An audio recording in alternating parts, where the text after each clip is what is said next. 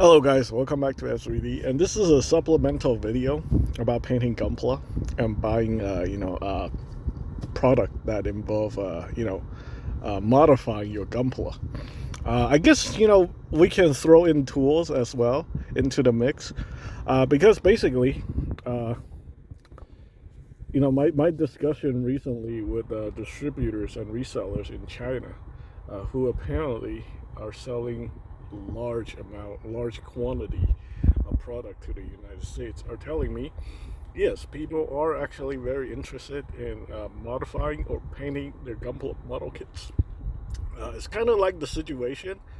I think these guys are traditionally those trolls that goes on YouTube and criticize YouTubers for saying like, okay, most Gunpla people, most Gunpla consumers don't paint their product and stuff like that. Well, let me tell you one thing. Uh, it's 50-50. What they're seeing, the sample size that they're sampling is basically people who engage in social media, and chances are, if you are engaged, like you have an account on YouTube or like a forum or something like that, you want to be part of a conversation. Generally speaking, these people will be a little bit more interested in modifying or painting their Gunpla kits. So if they're doing that sample, for example, to vote on my polls on YouTube, I think you have to have a registered account. You can't just randomly like click on the poll and get a vote in, right? So all the people who voted has a registered account on YouTube. So I'm saying like the number looks like only 33% or like 30% of people who doesn't do anything but painting their Gunpla kits, who just snap bills at whatever. But it looks like more than like close to like 67% of the people are interested in doing some kind of work. uh, to be honest with you, there's also a large group of people.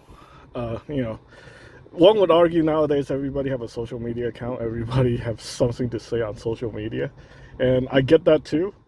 But I know there's a group of people, especially younger children, who doesn't have social media account, who buys Gunpla, who builds Gunpla, and unfortunately, that demographic, that group of people, do not get represented when it comes to these kind of polls. So we really never know what's actually going on. So before we throw like the social media influencer YouTuber under the bus for like spreading misinformation, I say we have to account for that group of people who doesn't engage in social media.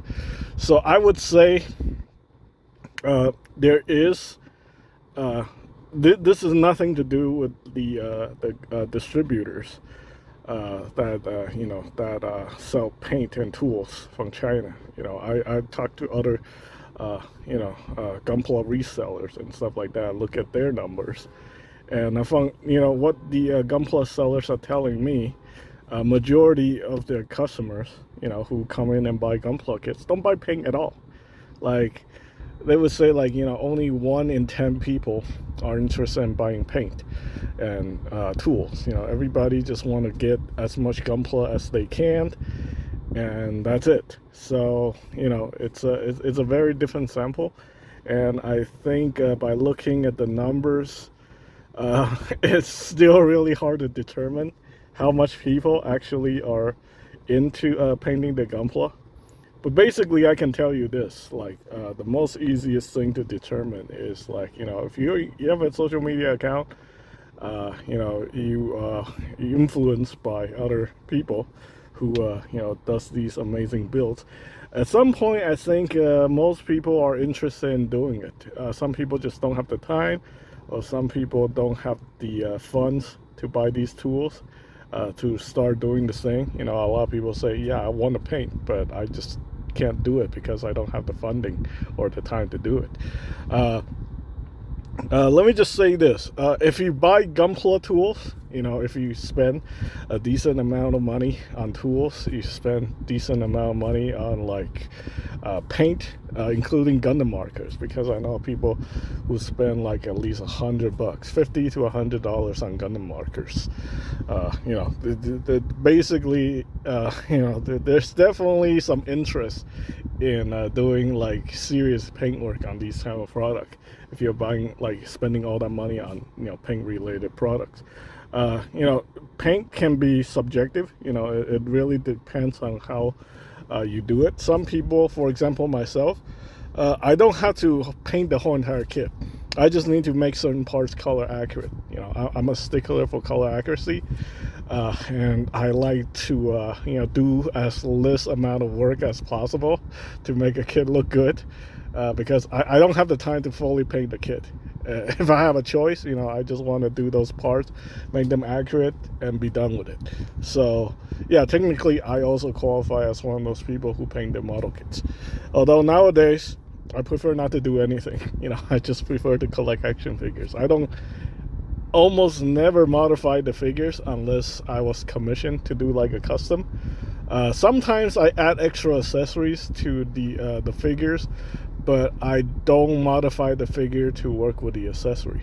Like the accessory is in a different color, I don't repaint the action figures to match the accessories. More the other way, I will paint the accessories in order to match the figure. So I mean, it's like everything is subjective. But anyway, the takeaway from this is, if you're into basically, if you've invested significant amount of money on these tools, chances are you should consider yourself, someone who's interested in painting or modifying your Gunpla at some point in the future, because there's definitely amount of money that's been invested into these tools. Now, I guess we can have one special exception, because when you go to a Gunpla shop, I realize a lot of these shops is a business, and a business needs to make money.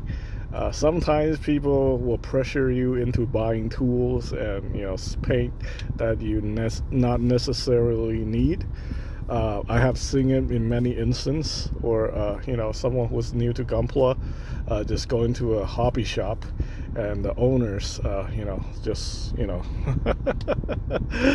coerce them into buying a lot of product that not necessarily needed. Most of my local hobby shop is like, things work a little bit differently here. We kind of understand everybody's on a budget. People who come in here who's on a budget, it just seems like a very common theme these days. Nobody has any money, and if you want to pressure people into buying a whole bunch of product, maybe there will be no repeat business, because you just they just think like they walk into a lion's den, and people are just there trying to high gross you on stuff, right? So yeah, it seems like something worth discussing. This is something that we can talk about and discuss. If you have feel free to leave a comment. Again, all these videos are opinion. Like I said, it's really, really hard to sample the entire Gunpla consumers, because there are a group out there who just don't have social media and don't participate, and then people who participating on social media could be a little bit biased. Basically, my takeaway is like, even if you buy the product, I know a lot of people who buy paint and tools and never use them, like literally never use them. They're just sitting there getting hoarded. Just like, people, we already established that a lot of people buy Gunpla and never build them.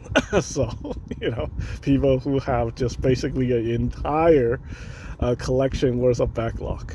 There's one very specific guy. I don't want to like name him, because people have been crapping on him for a long time, and I feel like that's not productive. Just somebody that everybody assume that doesn't build Gunpla, who just hoards Gunpla. But I don't know. It's kind of weird. But anyway, that's pretty much it for this video. I hope you guys find the information helpful. Thanks for watching.